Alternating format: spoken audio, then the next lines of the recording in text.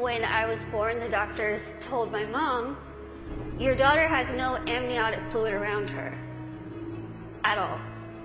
So when I was born, it was a miracle that I came out screaming.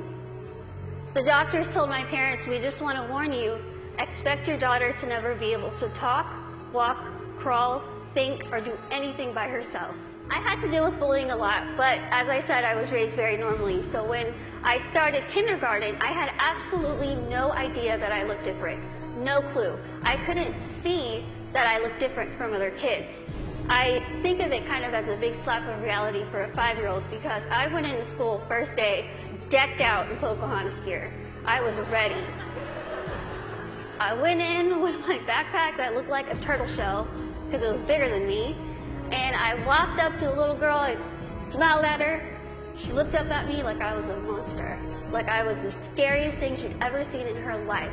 I thought the day was going to get better, and unfortunately it didn't. The day kind of got worse and worse, and a lot of people just wanted to have absolutely nothing to do with me, and I couldn't understand why.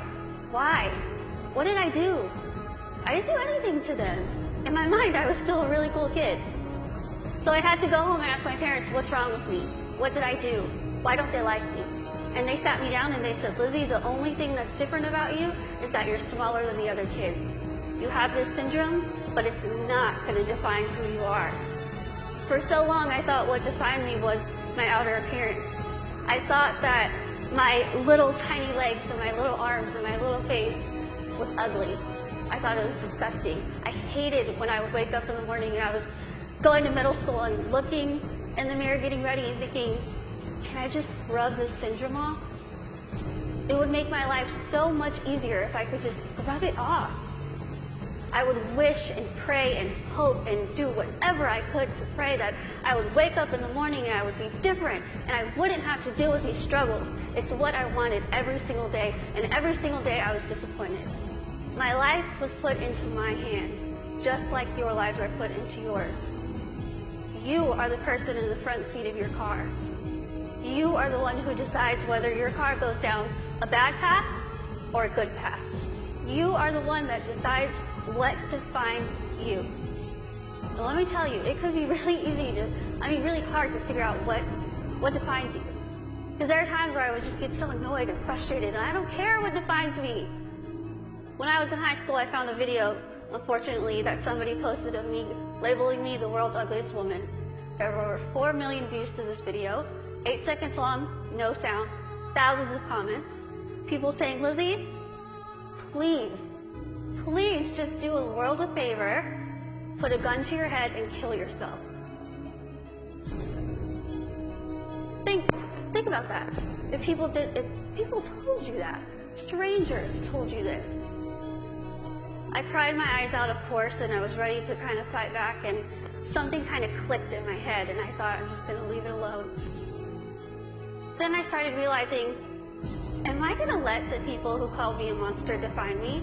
Am I going to let the people who said kill it with fire define me? No. I'm going to let my goals and my success and my accomplishments be the things that define me, not my outer appearance, not the fact that I'm visually impaired, not the fact that I have this syndrome that nobody knows what it is. So I told myself I'm going to work my butt off and do whatever I could to make myself better, because in my mind, the best way that I could get back at all those people who made fun of me, who teased me, who called me ugly, who called me a monster, was to make myself better and to show them, you know what? Tell me those negative things, I'm going to turn them around and I'm going to use them as a ladder to climb up to my goals. That's what I did. I told myself I wanted to be a motivational speaker, I want to write a book, graduate college, have my own family, my own career. 8 years later, I'm standing in front of you still doing motivational speaking. First thing, I accomplished it. I wanted to write a book. In a couple weeks, I will be submitting the manuscript for my 3rd book.